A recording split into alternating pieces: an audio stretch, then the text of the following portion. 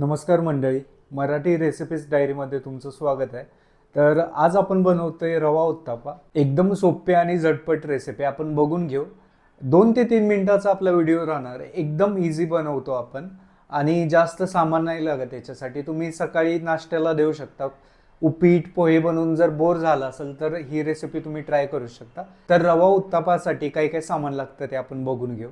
तर स्टार्टिंगला आपल्याला 1 वाटी रवा लागणार आहे आणि अर्धी वाटी दही लागणार आहे आणि पाणी एवढंच लागणार आहे आपल्याला. आधी 1 वाटी आपण रवा घेतोय, हे बघा, हा टाकून घ्यायचा आहे आणि त्याच्यात ज्या वाटीने रवा घेतला, हे बघा, तेवढीच वाटीचा अर्धी वाटी दही घ्यायचं आहे.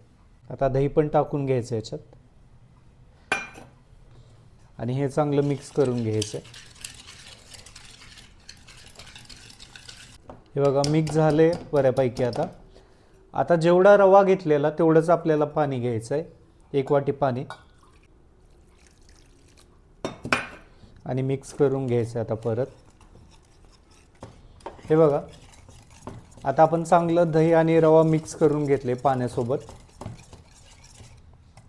मिक्स करून झालं आहे. आता याला झाकून ठेवायचं आपल्याला 20 ते 25 मिनटं.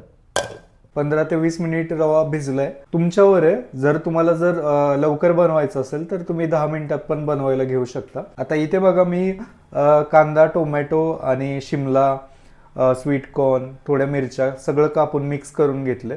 तुम्हाला जी आवडती ती भाजी नाही तर व्हेजिटेबल्स टाकू शकता तुम्ही. रवा उत्तप्पा करायला घ्यायच्या आधी आपल्याला तवा गरम करत ठेवायचा आहे आणि बाकीचं सामान टाकून घ्यायचं आहे. हे बघा, याच्यात अर्धा चमचा मीठ टाकायचं आपल्याला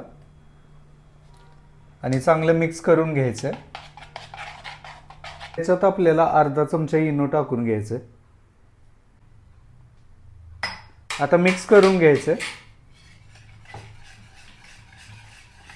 आपण तवा का गरम करत ठेवलाय, कारण इनो टाकला की आपल्याला लगेच उत्तप्पा बनवून घ्यायचं. आपण इनो टाकला की पीठ फुगायला चालू होतं, हे बघा, आणि तवा पण आपला इकडे गरम होतोय. तुम्ही बघू शकता आता तवा चांगला गरम झालाय. पण आता एकदा आपल्याला पाणी मारून घ्यायचंय तव्यावरती आणि एकदा पुसून घ्यायचंय.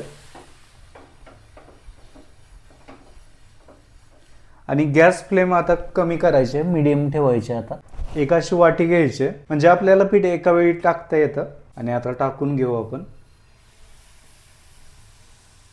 पसरायची गरज नाही लागत आपल्याला.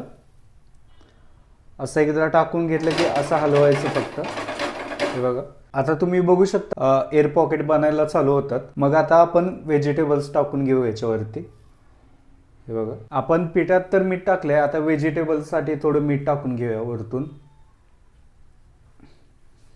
हे बघा, जाळी कशी सुटायला चालू झाले. आता एकदा झाकून घ्यायचं आपल्याला. 1 ते 2 मिनिट झाकायचं आपल्याला. 1 ते 2 मिनिट झालेत. आता काढून घेऊ आपण. हे बघा, जाळी कशी सुटल्या. आता आपण काय करायचंय, साईडून तूप टाकून घ्यायचं. वास एकदम मस्त सुटलाय.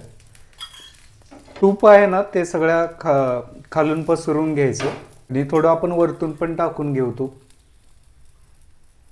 आणि परत आपल्याला 1 मिनिट झाकून घ्यायचं. 1 मिनिट झालाय. आता प्लेट काढून घेऊया. आता पलटी करायचंय आणि तुम्ही बघू शकता कलर किती मस्त आलाय. इथे पण थोडं तूप टाकून घ्यायचंय.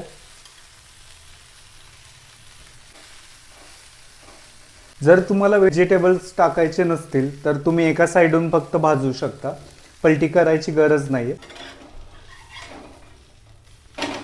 हे बघा किती मस्त झालाय आणि जाळी बघा किती मस्त सुटली याला. आपला रवा उत्तापा रेडी झालाय. आता प्लेटमध्ये काढून घेऊ. हे बघा किती मस्त झालाय. याच्यावरती आपण गन पावडर टाकून घेऊ. याची जर तुम्हाला रेसिपी पाहिजे असेल तर मी शॉर्ट टाकणार आहे, टाकू थोडं याच्यावरती. तर तुम्ही बघू शकता आता रवा उत्तापा तयार झाला आपला. वरच्या व्हेजिटेबल्स आपण पलटी केल्यामुळे एकदम भारी शिजलेत. या प्रकारे तुम्ही झटपट रवा उत्तापा बनवू शकता.